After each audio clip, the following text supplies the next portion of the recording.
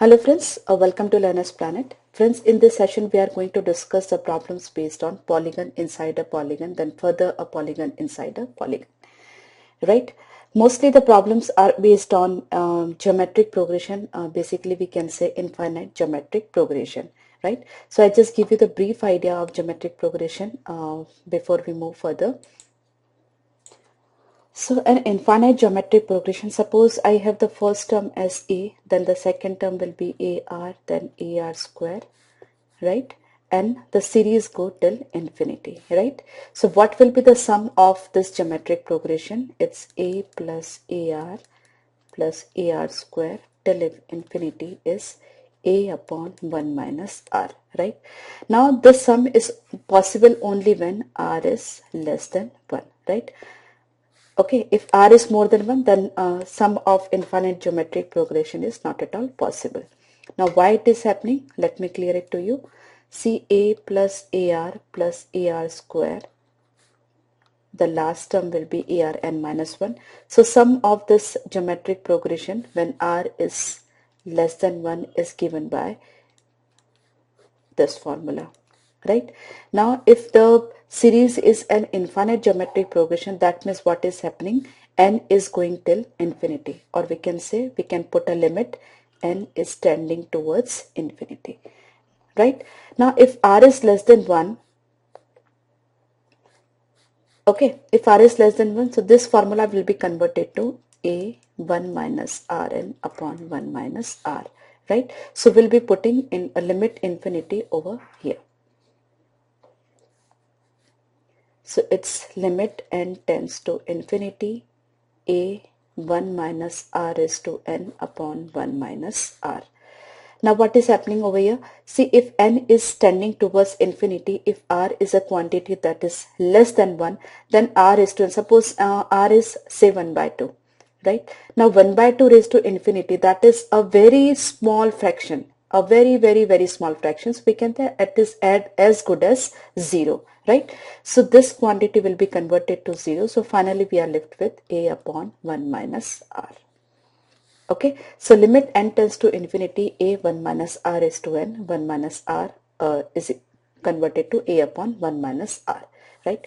This formula is applicable when r is greater than 1, right? When r is greater than 1, you cannot put the limit n tends to infinity, because that cannot be calculated. It will result in a very high value, right? So we can put the limit n tends to infinity only when r is less than 1. Okay, just keep that thing in mind. So finally, if it is an infinite geometric progression, the sum of this will be a upon 1 minus r, and r is necessarily less than 1. I hope you are clear. So friends, while we are discussing the areas of polygon inside polygon, let us take the square as the first case. Here we are given a square ABCD. By joining the midpoint of each side, we are further getting a square, that is PQRS. Further, by joining the midpoint of this square, we are getting further a square, and the series go on. Right? Now what we have to do? We have to find out the sum of areas of all the squares. Sum of areas of all the squares, right? So first of all, what I do is I assume the side of the square to be, suppose x, right? So area of this first square ABCD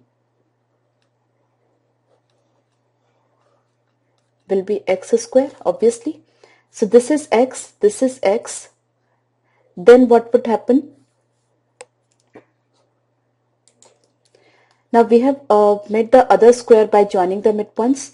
Now what is happening over here? See, this PR. PR is the diagonal of this PQRS, the square that we have made by joining the midpoints of the outer square, right? So PR is the diagonal. Now the length of this diagonal is what? It is also x, because this and this is same. Now I assume the side of this square is a. So a square plus a square is equal to x square by Pythagoras theorem. So 2a square is x square, that means a is x by root 2, right? That means length of this square is x by root 2. The length of the outermost square was x, then it is x by root 2. Further, the same ratio will be maintained. So it will be x by root 2 by root 2. So it's x by 2, then x by 2 root 2, and the series will go on. Because the ratio which these two are maintaining, the same ratio they will maintain, the same ratio they will maintain. Okay, now what we have to do, we have to find out the sum of areas of all these squares. We have got the this length of each square over here. Now these are sides, so this is x square area, this is x square by 2, this is x square by 4, this is x square by 8, and series goes on. Now this is an infinite geometric progression, so I take x square as common, 1 plus 1 by 2 plus 1 by 4 till infinity, right? So what we have to do, we have to find out the sum of this infinite geometric progression, that is a upon 1 minus r. A is 1 over here, the first term. Common ratio is 1 by 2, second term by first term, yeah, or third term by second term, so that's 1 minus 1 by 2, so that's 1 by 2, right? So it is 2x square, right? If side of square is given, then you just have to put up the value of x over here. If it is not given, you can take it as 2x square, right? According to the options, you need to choose your answer. So precisely what is happening over here, the sides of the squares maintain a ratio of 1 by root 2. Sides maintain the ratio 1 by root 2. That means area maintain the ratio of 1 by 2. Okay. So this is how we can solve this problem. A problem is very easy, frequently asked in competitive examinations. So you should be clear with the concept of this. Now let's take the next figure. Now friends, you might have observed one thing over here, that the sum of areas in this case we are getting as 2x square. That is nothing but double of the area of the outermost square, right? Outermost square is having the area as x square and we are getting it 2x square. That means sum of all the areas which are coming inside this particular square is x square only, right? In the similar pattern, the one more question can be asked, that is sum of all the perimeters of the these squares, right? So the outermost square is having the perimeter as 4x because the side is x. Then the inside square will be getting the perimeter as 4 times x by root 2, then 4x by 2 and 4x by 2 root 2, and the series will go on. In the similar manner, you have to find out the sum of perimeters, right? Further, you'll be getting an infinite geometric progression. In the same manner, you can find out the sum of the perimeters, right? Now let's take the next figure when we are having a triangle inside a triangle inside a triangle and so on. Now here in this case, suppose we are having an equilateral triangle, that is A, B, C. By joining the midpoint, we are getting one more triangle, that is suppose P, Q, R. Further, by joining the midpoint, we are getting one more triangle and the series will go on. Now what we have to find out? Sum of all the areas, right? The same thing. Now suppose the side of this outermost triangle is A, right? Then what will be the area of this outermost triangle? That is root 3 by 4 side square, that means root 3 by 4 A square. Now what is the next thing? We have to find out the area of PQR. Now what? See, this length is A and according to midpoint theorem, this length will be A by 2. Right, because RQ is parallel to BC, and if R is the midpoint and Q is the midpoint, then length of this side is half than that of this side. So this side is A, that means this side will be A by 2, right? Then area of this will be what? Root 3 by 4 side square, that is A by 2 whole square, that means root 3 by 4 A square by 4, right? Here it is root 3 by 4 A square, here it is root 3 by 4 A square by 4, and the series will go on. Suppose it is 1, then it is 1 by 4, then the next will be 1 by 4 of 1 by 4, and the series will go on. Okay, so I just find out the area. You can take root 3 by 4 A square as common. The first one is 1, then 1 by 4, further it will be 1 by 16 and so on, right? So this is an infinite geometric progression having the sum as first term upon 1 minus common ratio. So first term is 1, common ratio is 1 by 4. So 1 minus 1 by 4 is 3 by 4, right? So it is a square by root 3 we can say, or root 3 a square by 3. That will be the sum of all the areas which are coming inside this triangle. Okay?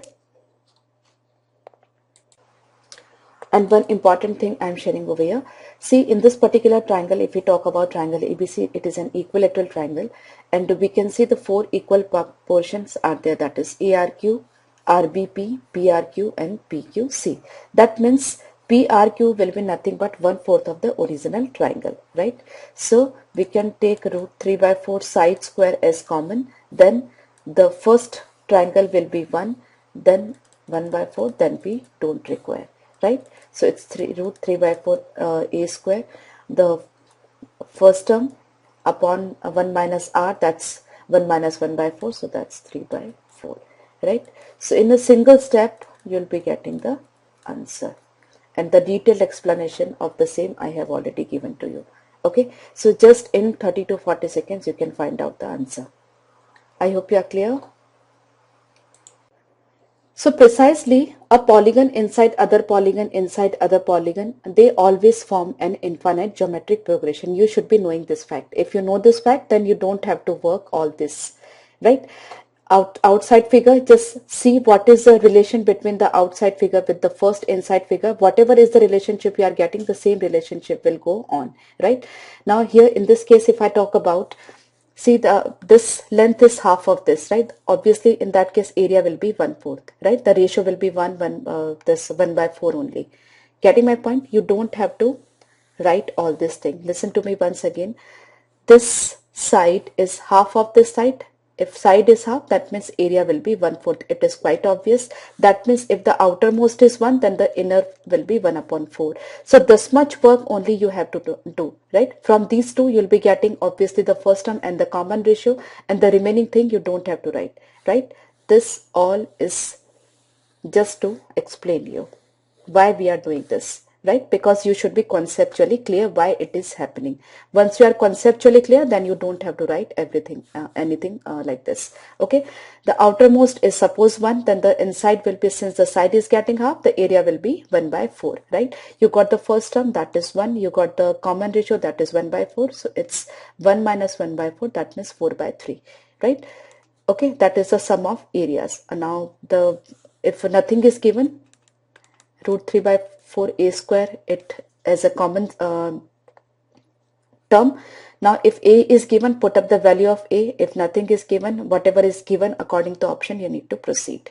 Okay, so this much work only you need to do. In the previous case also, if you know the relationship between the outer square and the inner square, right? Here you can see outer side is x and the inner side is x by root 2. Only two terms you need to find. If outer side is x, the inner is x by root 2. Nothing else you have to do, right?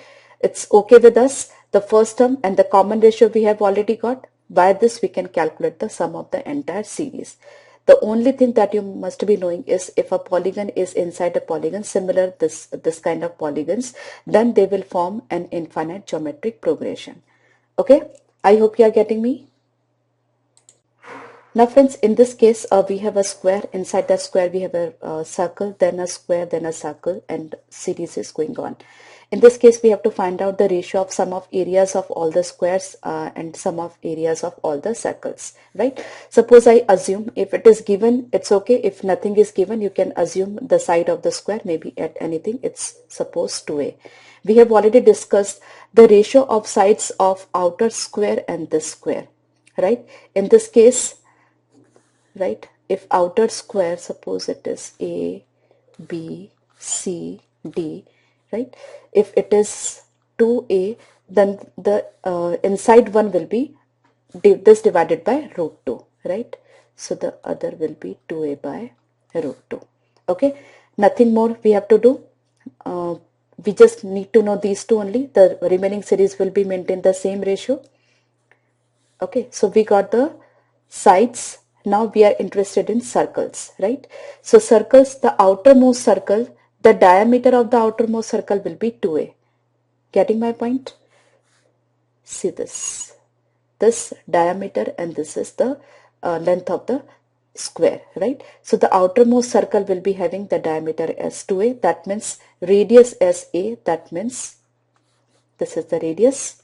Now we have to find out the radius of this inside circle. The same logic we are applying over here. This circle and this circle, they will also maintain the this geometric progression, infinite geometric progression. Then their sides will be having a common ratio. Okay. Now just see carefully. In this square, this circle is there. So diameter of this circle is nothing but side of this square, that is 2a by root 2. That means radius of the circle is what? A by root 2. Okay.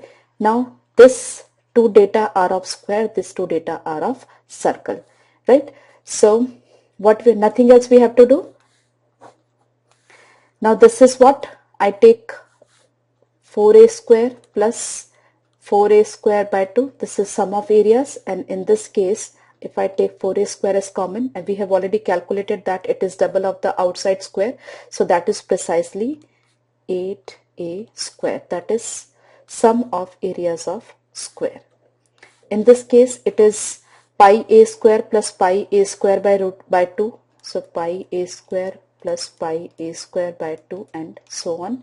So it is pi a square, I take common, 1 plus 1 by 2 plus 1 by 4. So that will be 2 only. Same is the case. So it is 2 pi a square, right?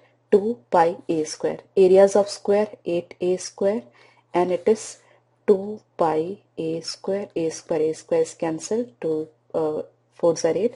So it's 4 is to pi. Okay. Getting my point? Outside square, then first inside square, outside circle, and first inside circle. The remaining thing is very, very easy. I hope you are clear. Now here friends, we are having an equilateral triangle. Inside that equilateral triangle we are having a circle, then further an equilateral triangle, then circle, and the series will go on. In this case we have to find out the sum of areas of all equilateral triangles and sum of areas of all the circles, right? Before we proceed further, I would just like to discuss an important concept over here. Just listen to me carefully. Now friends, just listen to me carefully. I don't want that you mug up the things without understanding the concept behind the logic. See here, I'm taking the case of a triangle and a circle inside that. Suppose this is triangle ABC. Now if a circle is inside that triangle, that means we call this circle as incircle, right? And incircle is formed by the center of this circle is actually in center, and that is actually concurrence point of angle bisectors, right? In center is concurrence point of angle bisectors, right? If it is an equilateral triangle, this will be 60 degree and this will be 30 degree, but obvious. See, now we are going to do an important derivation over here that will help you in solving other problems as well. This is in center. Now I assume this length, suppose this is O, this length AO to be suppose X, and OP is R, that is radius of the circle, right? This outermost angle, this angle is 60 degree and this angle is 30 degree. Okay, and the side of the square I assume it to be say A, right? So suppose I assume it to be 2A, say BC is 2A, then from this point to this point it must be A. Okay, I'm going to do an important derivation, so listen to me carefully. Now in this triangle, if I talk about triangle APB, right, relationship of this and this is given by tan theta. So tan 60 degree is equal to this complete length, that is from this point to this point and this point to this point, that is x plus r by a. Okay, and tan 60 degrees is what? Root 3. That means x plus r is equal to root 3a. Now I take the smaller triangle here. Further, relationship of this and this is given by tan theta. Here theta is 30 degree. So tan 30 degree is equal to r by a, right? Perpendicular by base. And tan 30 degree is what? 1 upon root 3. That means r is what? A by root 3.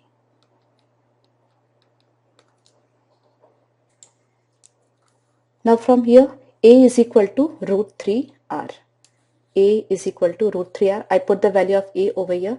So x plus r is equal to root 3 into root 3 plus r, that is 3r.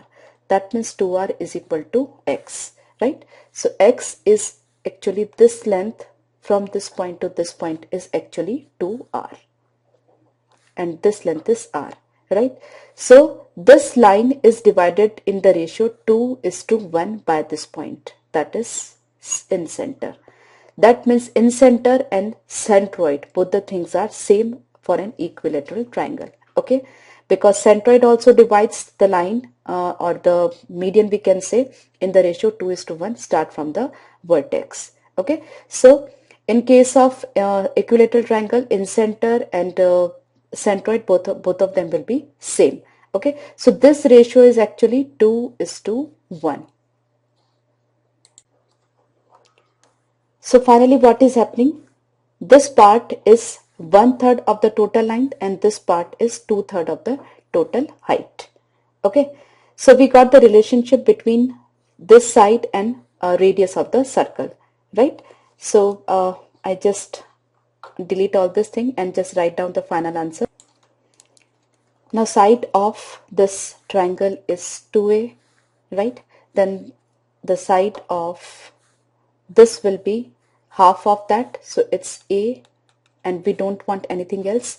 Now this circle, radius of this circle is what? A by root 3. If it is 2a, it is a by root 3. That means do it half, divide by 2 and then divide by root 3. Okay, the same thing we'll do over here. Divide by 2 and then divide by root 3. These two maintains the ratio and these two maintains the same ratio, right? So you don't have to find out the radius of the circle, that is further coming inside like this. Okay, whatever the ratio, this outer side of the triangle and this first circle will be maintaining the same ratio, the inner triangle and this circle will be maintaining. So it is 2a, so instead of 2a it is half, that means we have divided by 2 and then further by root 3. Same thing over here, divide by 2 root 3. Okay, now we have to find out the areas. So it will be 4a square plus a square and series will go on. So 4a square 1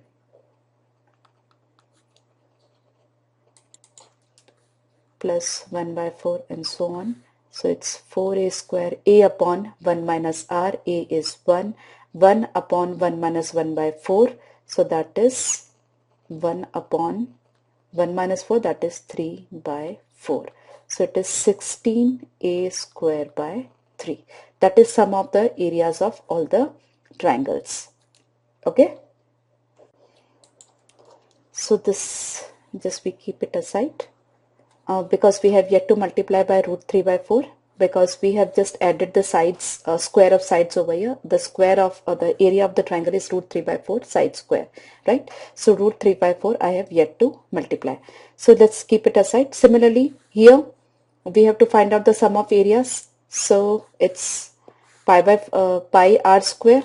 So it's pi a square by 3 plus pi a square by 4 into 3.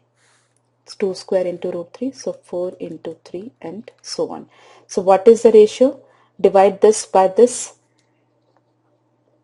You can take pi a square as common. So it's pi a square by 3 in fact is common, so 1 plus 1 by 4 and the series will go on. So that will also produce the same result, 1 upon 1 minus r. So 1 upon 1 minus 1 by 4, that's 3 by 4, right? So this is the sum of areas of all the circles, and I write it over here, root 3 by 4. This is 16a square by 3, that is sum of all the areas of triangles, by pi a square by 3 into 4 by 3, right? So this is the ratio.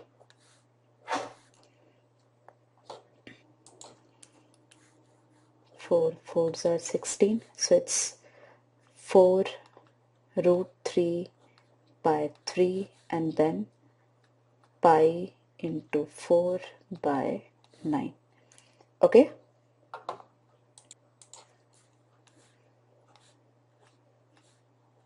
so that is 3 root 3 by pi.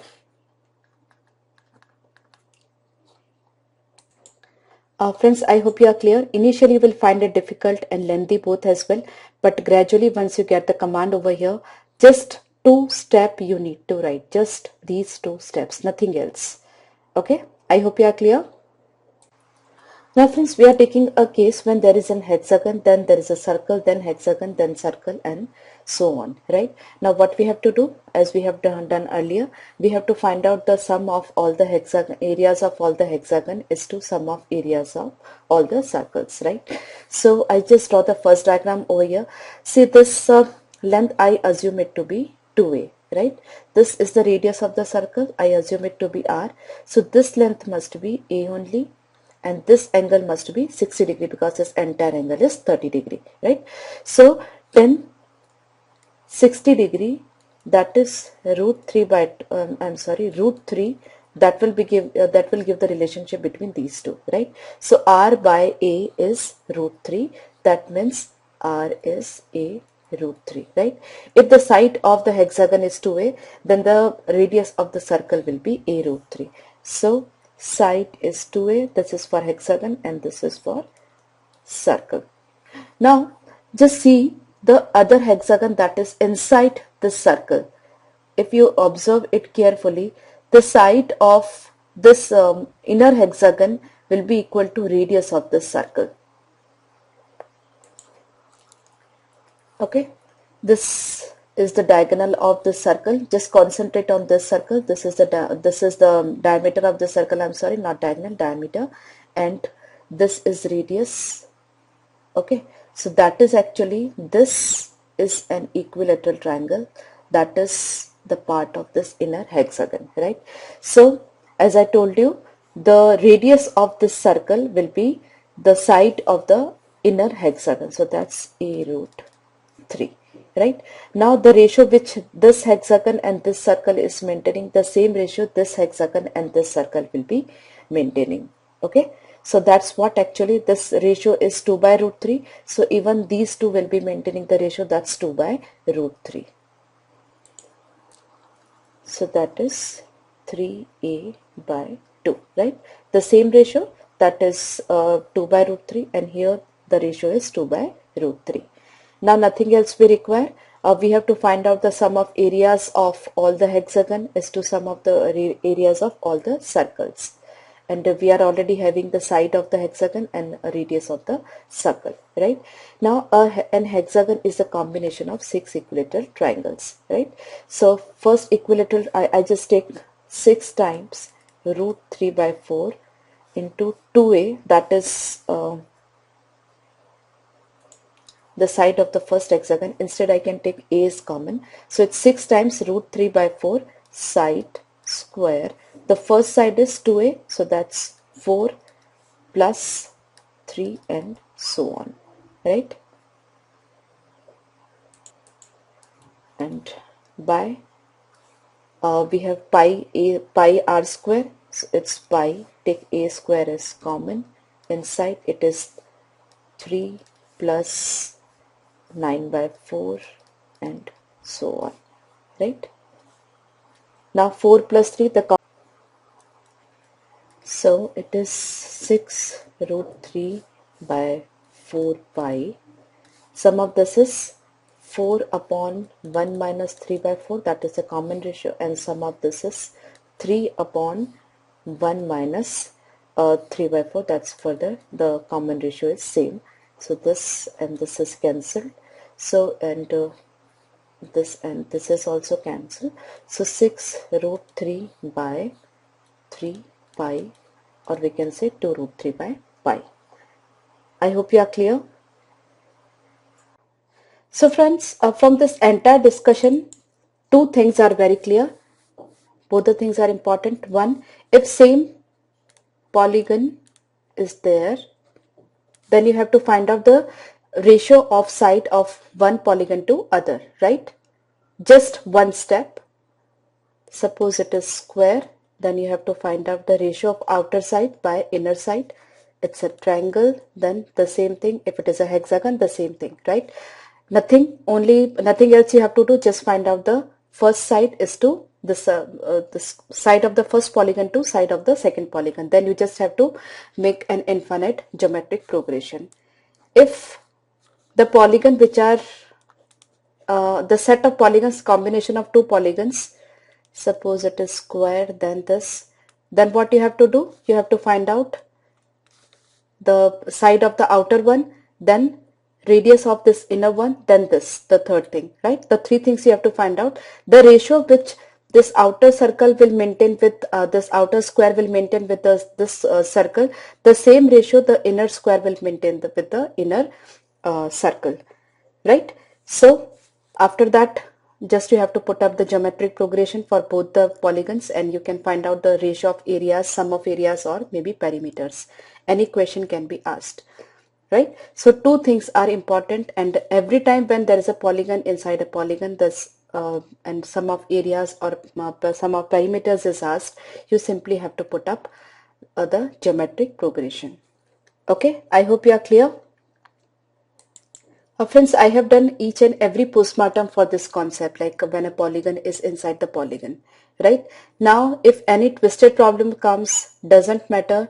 The simple concept that you have to keep in your mind is to find out the ratio of the outer polygon to the inside polygon. When both the polygons are same, then what happens? If both the polygons are different, then what happens? Simply you have to find that out. After that, it will always be a geometric progression. Okay, you can practice with any of the polygons inside the polygons.